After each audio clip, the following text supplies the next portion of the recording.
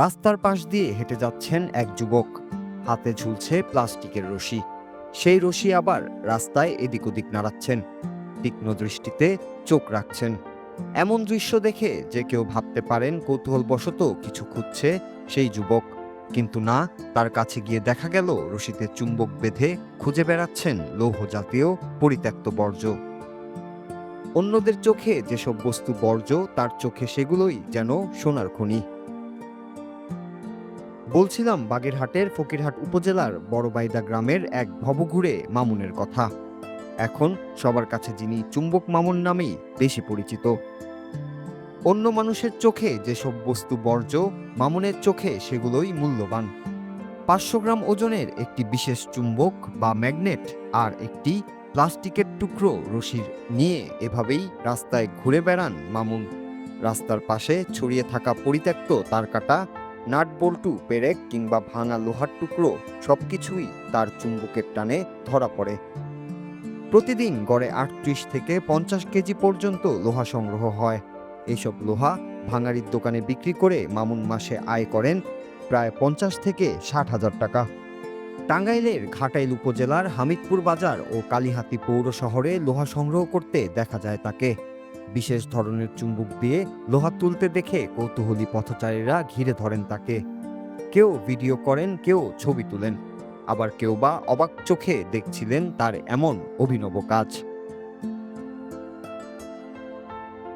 স্থানীয়রা বলেন তিনি বছরে একবার করে এখানে আসেন। মাসখানিক থেকে লোহা, পেরেক, তারকাটা ইত্যাদি সংগ্রহ করে বিক্রি করেন। আমি এরকম মানুষ আগে দেখি নাই যে কুড়াইয়া লোহা বিক্রি করে, এরই প্রথম দেখলাম লোহা কুড়াইয়া বিক্রি করে। তা আমার কাছে 16 কেজি মাল বিক্রি করছে, 35 টাকা কেজি হেরে দাম দিয়েছি। এরকম চুম্বক দিয়ে লোহা কুড়াইতেছে, এটা তো আমাদের দেশের জন্য অনেক ভালো, কারণ রাস্তাঘাটে লোহা পড়ে থাকে, গাড়ি গেলে গাড়ির টিউব নষ্ট হয়ে যাবে। তো উনি ভালো কাজ করে, এগুলো কুড়ায় আমি দেখি, মাঝে মাঝে দেখি ওনারে। 7-8 বছর ধরে আমাকে এই জায়গায় আসে, আইসা উনি এই বাঙালি কুড়াইয়া নেয়, আমার দোকানে এসে চাটা খায়। তবে লোক হিসাবে সে ভালোই, খারাপ না। চুম্বক মামুন বলেন 2013 সাল থেকে এই কাজে রয়েছেন তিনি। প্রতিদিন গড়ে 30 থেকে 50 কেজি পর্যন্ত লোহা সংগ্রহ হয়। এসব লোহা ভাঙাড়ির দোকানে বিক্রি করে তিনি মাসে আয় করেন 60,000 টাকারও বেশি। এতে ভবঘুরে জীবনেও আর্থিকভাবে বেশ সচ্ছল চুম্বক মামুন। চাকরি ছেড়ে দিই একদিন, ওখানে অনেককে ছাড় ডাকতে হয়, পরাধীন চাকরি। তা পরাধীন চাকরির থেকে আমি বললাম যে আমি 10 কেজি যদি 200 টাকাও কামাই, এটা নিজের অধীন, মানুষের সেবা হবে, এটা মনে করে আমি তখন থেকে বেরোলাম। কিন্তু সর্বপ্রথম আমি ছোট্ট একটা বাংলা চম্বক দিয়ে এটা কুড়াইতাম, গোল বক্সের, সাউন্ড বক্সের। তখন আমি বেশি সুবিধা করতে পারতাম না। তো একদিন এক দোকানে ভাঙাড়ি বিক্রি করতে দেয় এক দোকানদার, আমাকে বললো আমার থেকে একটা চম্বক আছে। তখন আমি এই চম্বকটার সন্ধান পাই, এটা নিউডোনিয়াম বলাক ম্যাগনেট। তো এটা দিয়ে আমার ভাগ্য খুলে, এটা পাওয়ার পরে আর আমি ডেলি 3,000, 4,000, 2,000 টাকা ইনকাম করছি। আমাদের গ্রামের বাড়ি হচ্ছে খুলনা বাগেরহাট। তা আমি মাইজবান্ডার দরবার শরীফের ওখানের সফুল বাসার মাইজবান্ডারের মুরিদ। তা আমি ওখানে একটা বাসা 12 মাসের জন্য নিয়ে রাখছি, দরবারের পাশে, জিয়াউলক মাইজবান্ডারের রোজার পাশে। ওখানে আমি 12 মাস থাকি। ওটা আমি ভাড়া দিই 12 মাস, 24,000 টাকা, 2,000 টাকা ভাড়া।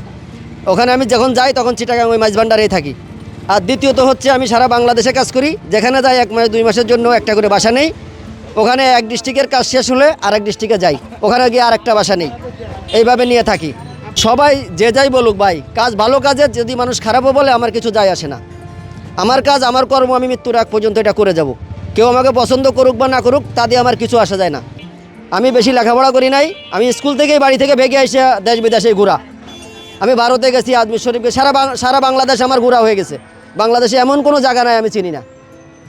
সব জায়গাতে আমি যাই, সব জায়গাতেই কাজ করি, যেখানে যাই এটা বের করলেই কাজ।